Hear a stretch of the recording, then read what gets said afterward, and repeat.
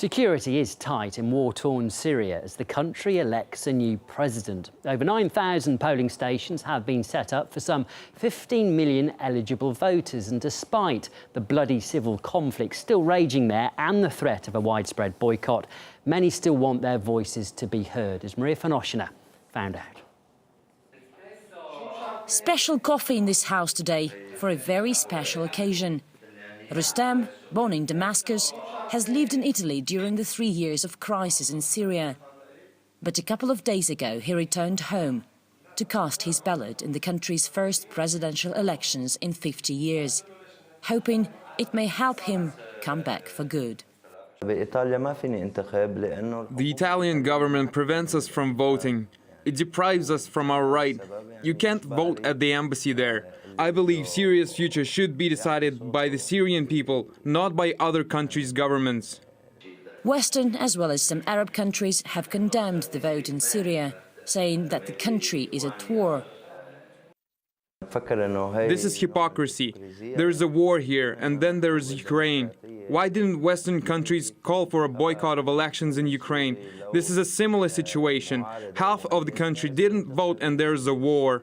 This is Berze, a troubled district in northern Damascus where clashes between the Syrian army and militants still continue.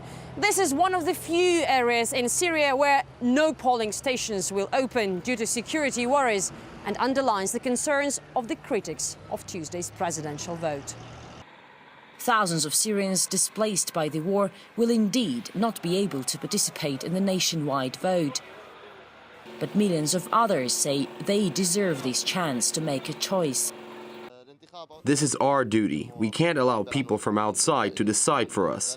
Our duty is to vote in order to protect our country. Even if there are mortar bombs like terrorists promise us, we'll go and vote for Bashar Assad. This is our right. This is democratic. We go and vote and choose the one who is able to protect our country.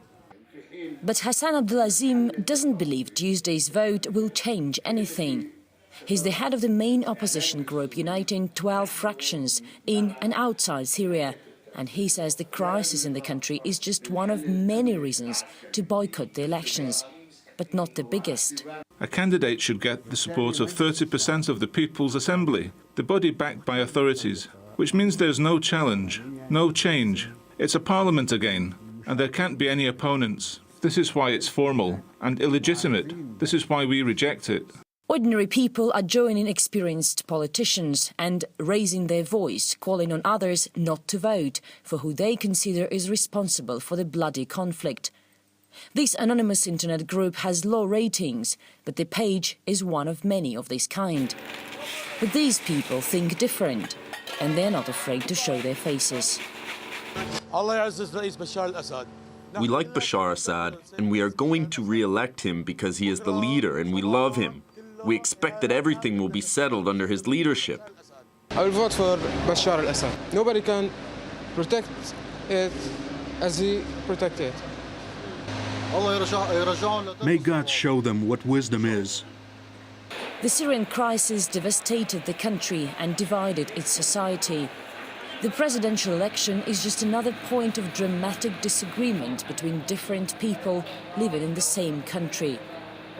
But those who are voting on Tuesday complain that by refusing to cross the ballots, their compatriots risk crossing out their common future. Finoshina, Damascus, Syria. Let's have a quick recap of how the civil war started. Anti-Assad protests first began in the south of Syria in March 2011, but by April they were nationwide and the country descended into civil war. Western and eastern parts of the country fell into the rebels' hands, and a year later, opposition fighters were actually in control of most of Syria's northern and western parts. But the government was able to claw back some key cities in the process, and by 2013 the Assad army was overtaking the rebels in the west of Syria. But by that time radical jihadists were also pouring in, and today, with opposition forces failing to unite, Syria is being turned into a huge battleground of different al-Qaeda-backed groups fighting each other as well as moderate rebels. One international affairs analyst explained why the vote is so crucial. This voting is very, very significant.